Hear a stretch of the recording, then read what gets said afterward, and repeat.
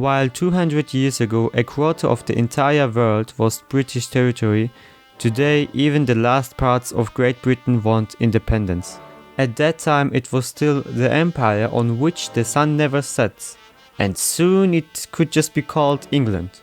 The Scots have wanted independence for a long time. In 1997 there was the Scottish election to found a separate parliament for the Scots. 2 years later, in 1999, the Scottish Parliament was established. An independence referendum took place in Scotland in 2014. At that time, 55% of voters wanted to stay in the UK. However, Sturgeon emphasizes that Brexit has changed the initial situation.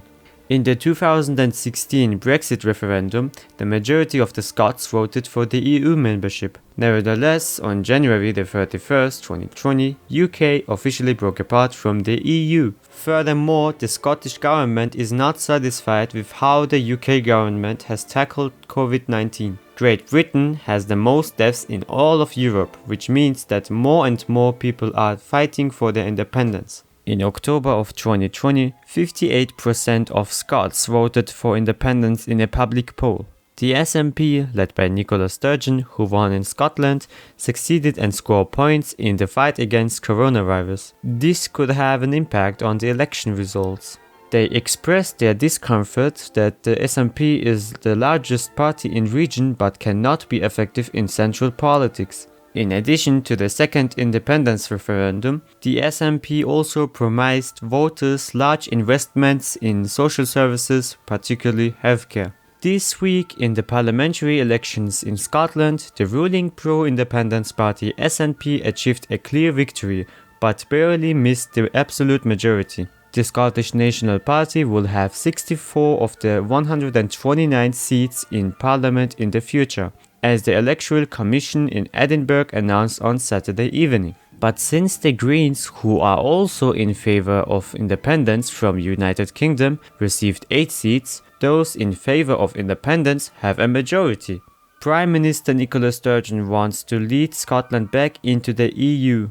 The British government strictly rejects a new referendum. It is the 4th consecutive election victory for the SNP in Scotland. However, the British Prime Minister Boris Johnson has insisted that Scotland's independence debate is irrelevant to most people, as he urged the country to unite against COVID. Now is not the time to have constitutional disputes and talk about tearing our country apart when the people are more concerned with healing our economy and moving forward together. The UK government stresses that the independence issue was resolved in 2014.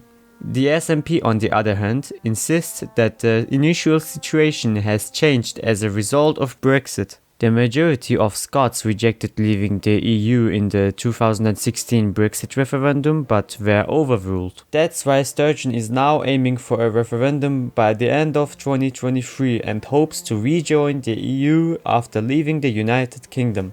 Katrina MacDonald, a candidate for the Scottish National Party, says, "It's about whether the choice about Scotland's future as an independent country should be in our hands or it should be in the UK government's hands. The UK government thinks that we shouldn't even have the option to vote on independence." And meanwhile, Boris Johnson tries to prevent everything while the Scots continue to fight for their freedom. However, it looks like they don't want to give up. But the UK government cannot resist the will of the people forever, right? If things continue like this, we could already see an independent state in this decade. Of course, this has economic consequences. For example, oil deposits in the North Sea belong to Scotland and not Great Britain.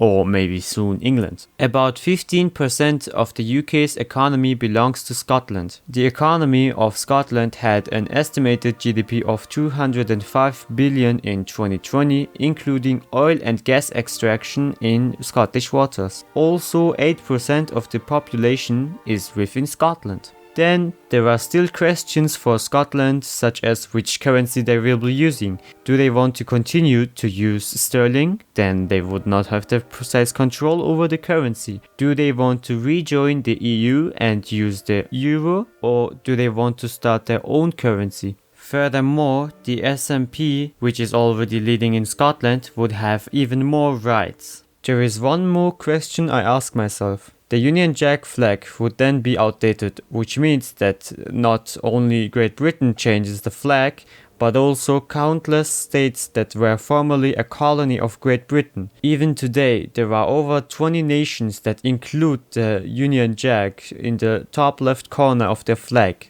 So with the independence of Scotland, many more flags would have to be changed. And finally, I would like to mention that Northern Ireland and Wales could also be inspired by the whole thing.